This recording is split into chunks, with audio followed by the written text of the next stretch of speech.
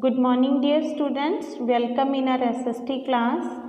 बेटा हम चैप्टर आज करेंगे 50th, ठीक है। आज हमारा 40th चैप्टर कंप्लीट हो चुका है, तो आज हम न्यू चैप्टर स्टार्ट करेंगे नेचुरल डिज़ास्टर, ठीक है। 50th चैप्टर है ये आपका, पेज नंबर 109 पे, ठीक है। तो आज हम पढ़ेंगे नेचुरल डिज़ास्टर्स के बारे में। नेचुरल डिज़ास्टर क्या होते हैं? नेचुरल डिज़ास्टर मीन्स कुदरती आपदाएं, ठीक है। नेचुरल डिज़ास्टर मीन्स क्या होता है? कुदरती आपदाएं, मतलब जो प्राकृतिक रूप से जो भी समस्याएं आती हैं लोगों के ऊपर, ठीक है, उसको बोलते हैं नेचुरल डिज़ास्टर्स। जैसे ये कौन कौन से होते हैं? फॉर एग्जांपल जैसे कि फ्लड्स हो गई, बाढ़ आ जाना, ठीक है। जब बहुत ज़्यादा पानी आ जाता है, लोगों के घर डूब जाते हैं, मकान डूब जाते हैं, दुकानें डूब जाती हैं, उसको बोलते हैं फ्लड। सेकेंड है वॉल्केनिक इरप्शन, ज्वालामुखी का फटना, ठीक है। जब ज्वालामुखी फटते हैं तो आसपास के एरिया प्रभावित होते हैं। अर्थक्वेक्स, भूचाल आना। अर्थक्वेक मीन्स भूचाल, मतलब जब बहुत ज़्यादा भूचाल आ जाता है, धरती शेक करती है, उससे क्या होता है? बिल्डिंगें ढह जाती हैं, ठीक है, लोगों के मकान गिर जाते हैं, काफ़ी नुकसान होता है, सड़कें अंदर धंस जाती हैं। ड्राउट्स होता है सूखा पड़ जाना, मतलब जिस साल बिल्कुल ही बारिश ना हो, ठीक है, अनाज की इससे क्या हो जाती है? कमी हो जाती है, तो उसको बोलते हैं ड्राउट्स। हरिकेन्स होता है तूफान, भारी तूफान आना, भारी आंधी आना। जैसे एक तो होता है ना स्टॉर्म, वो तो नॉर्मली तूफान हो गया। हरिकेन्स मतलब बहुत भारी तूफान होता है, बहुत भारी आंधी, उसको बोलते हैं हरिकेन्स, ठीक है। इसमें कुछ और मीनिंग्स आएंगे आपको, जैसे इमेंस है, बहुत ज़्यादा, इमेंस का मीनिंग होता है बहुत ज़्यादा। डैमेज, नुकसान।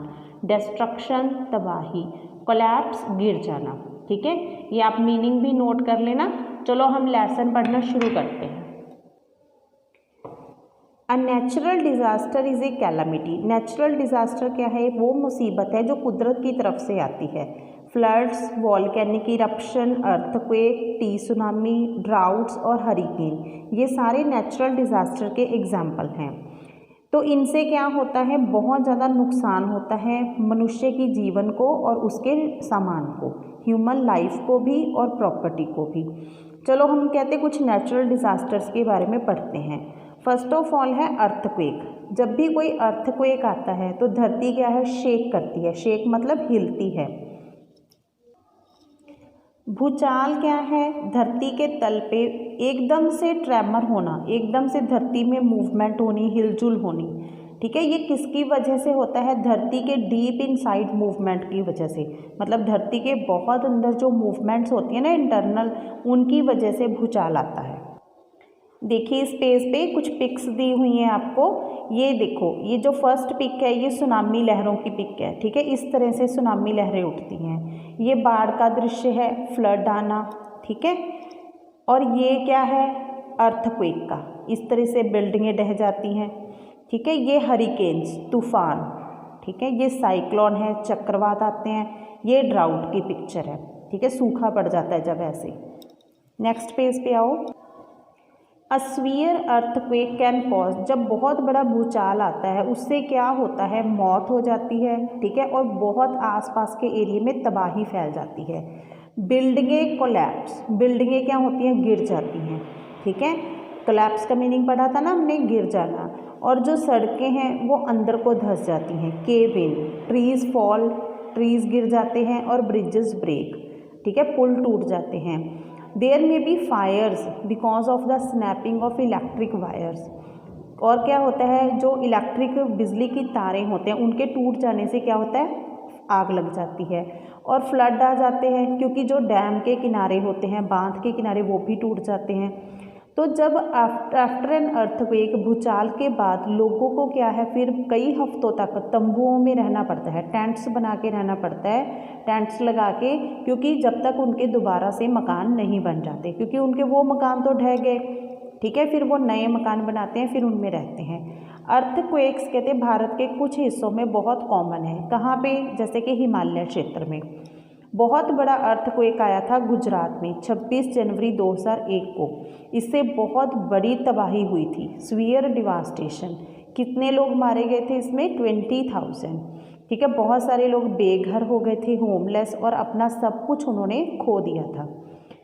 अर्थक्वेक्स की स्टडी को क्या कहते हैं, ठीक है, जो विज्ञानी भूचाल की बारे में अध्ययन करते हैं उस स्टडी को क्या बोलते हैं, सिज्मोलॉजी।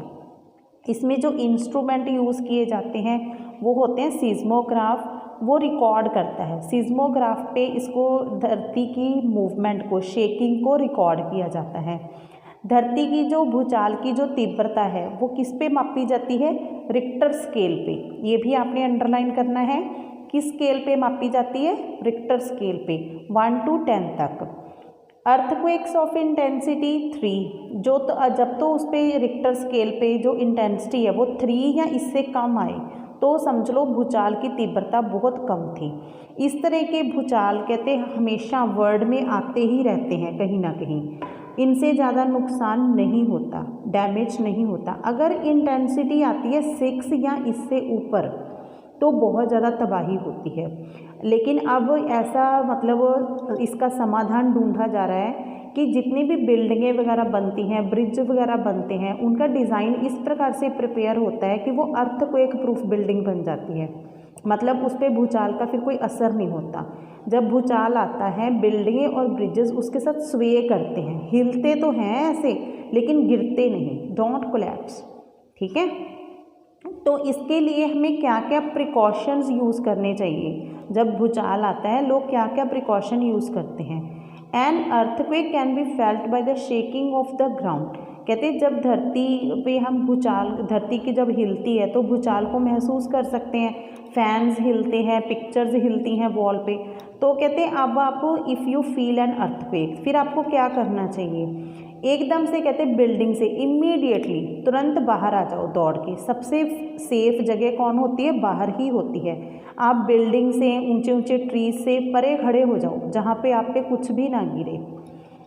अगर आप बाहर दौड़ने में सक्षम नहीं हैं फिर आप कहते हैं किसी टेबल के नीचे शेल्टर ले लो, ठीक है, अपने आप को दूसरी चीज़ों से बचाने के लिए। किसी भी बिल्डिंग में तुरंत से एंटर ना करो, जब भूचाल रुक जाए ना तो एकदम से बिल्डिंग के अंदर एंटर नहीं करना चाहिए। कई बार क्या होता है भूचाल से कुछ पोर्शन ऐसे डैमेज हो जाता है लेकिन वो तब नहीं गिरता, लेकिन जब आप एंटर करते हो तो बाद में वो पोर्शन गिर जाते हैं, उसको बोलते हैं आफ्टर शॉक्स, ठीक है। छोटे छोटे झटके कहते हैं वो रिपीट होते रहते हैं, कई दिनों तक होते रहते हैं भूचाल के आ जाने के बाद, ठीक है। तो ये हो गया आपका अर्थक्वेक। बेटा आपने यहाँ तक ही इस लेसन को अच्छे से पढ़ना है, ठीक है। इसमें से जो मेन पॉइंट्स है सारे कि इसकी स्टडी को क्या बोलते हैं, सिस्मोग्राफ, रिक्टर स्केल, ये सारा कुछ लर्न करना है, ठीक है। और ये मीनिंग जो मैंने बोर्ड पे लिखे हैं इनको आपने साथ साथ अपना लिख लेना है, ठीक है बेटा। Thanks, have a nice day.